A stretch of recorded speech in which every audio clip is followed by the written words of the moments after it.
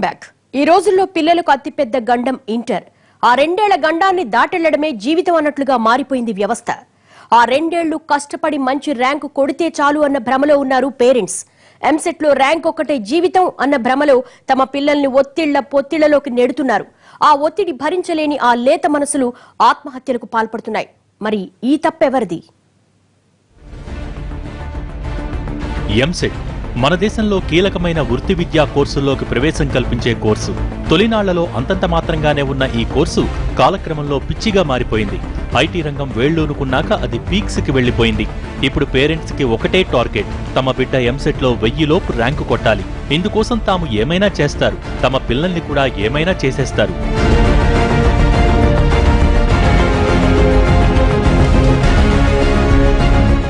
ఎంసెట్ లో ర్యాంకుల కోసం చిన్నప్పటి నుంచే చిట్టి బుర్రల మీద ఒత్తిడి పెంచేస్తున్నారు.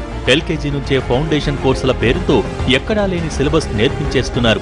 పొద్దున్నే లేపి స్కూల్ కి, సాయంత్రం ట్యూషన్, సండే స్పెషల్ క్లాస్ కి ఇలా ఖాళీ లేకుండా చదువును రుద్దేస్తున్నారు.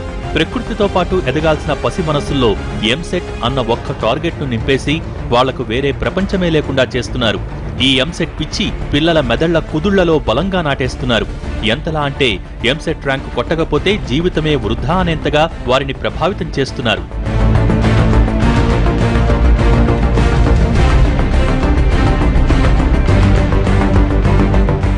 ఈ రోజుల్లో దేశవ్యాప్తంగా పిల్లలందరికీ పెద్ద గండం ఇంటర్మీడియట్టే.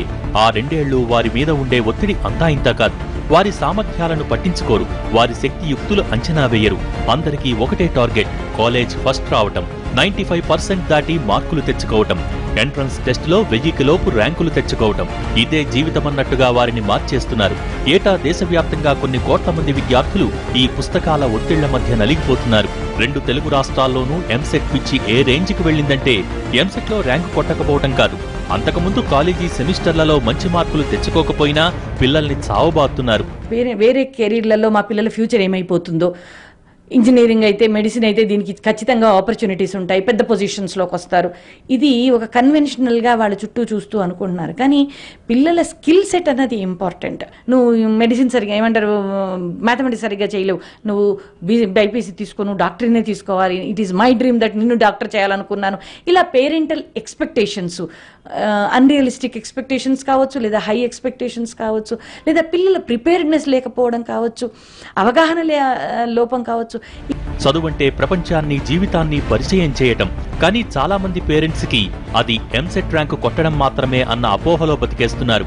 ఇదే పిల్లల పాలిట శాపంగా మారుతోంది.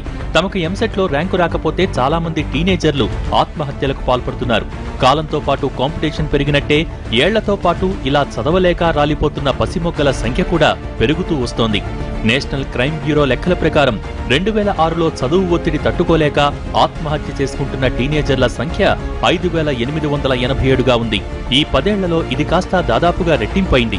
2015 లెక్కల ప్రకారం ఏటా దేశవ్యాప్తంగా ఆత్మహత్య చేసుకుంటున్న టీనేజర్ల సంఖ్య 9000కు పైమాటే. వీరిలో 15 నుంచి 18 ఏళ్లలోపు విద్యార్థులే ఎక్కువగా ఉంటున్నారు. ఇది సరిగ్గా ఇంటర్ చదువుకునే కాలం. ఒకవేళ మంచి ర్యాంకు రాకపోతే మరో ఏడాది లాంగ్ టర్మ్ కోచింగ్ తో ప్రెషర్ ను ఎక్స్టెండ్ చేస్తున్నారు. దీంతో ఒత్తిళ్లు పెరిగి విద్యార్థులు ఆత్మహత్యలకు పాల్పడుతున్నారు.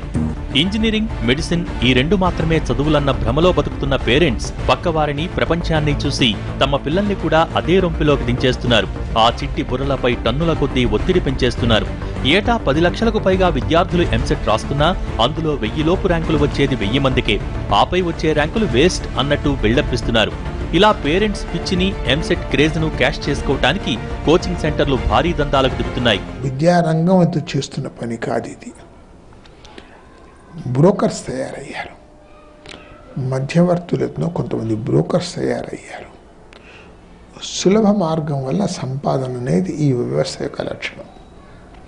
మనిషి కష్టం చేయకుండా ఎక్కువ సంపాదించాలి, అదే దీనికి దారి తీస్తున్నది.